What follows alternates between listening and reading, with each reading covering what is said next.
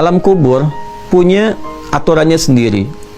Akhirat punya aturannya sendiri. Seperti dunia pun punya aturannya sendiri. Ya, saya mau tanyakan begini. Ada nggak hidup saat di dunia itu hidup yang tersiksa? Ada. Ya, ada hidup yang tersiksa. Ada orang yang gelisah terus tersiksa. Ada orang insomnia nggak bisa tidur tersiksa. Ya, terus ada yang tidurnya juga mimpi buruk terus tersiksa. Ada yang tidur nggak bangun-bangun tersiksa juga. Padahal belum meninggal juga. Ya, bahkan yang merasakan hidupnya pun yang mendampingi merasa tersiksa juga. Ya, jadi siksa perasaan itu kan yang hadir dalam jiwa dan terasakan dalam secara fisikal, gitu kan? Artinya apa? Dunia punya hukumnya. Kenapa dia bisa tersiksa keadaannya begitu? Sebabnya apa?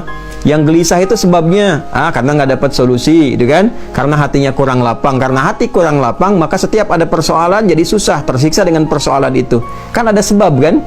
Baik, kenapa dia bisa sakit sampai koma demikian? Ada sebabnya. Misalnya makan makanan yang tidak tepat, minum minuman yang salah, ada sebab.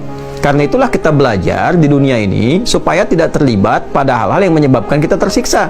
Ya, makan makanan, jangan sampai makan makanan yang tidak menyehatkan, makan makanan yang haram. Ya, terlibat pada perbuatan-perbuatan buruk sehingga membuat kita tersiksa dengan gelisah.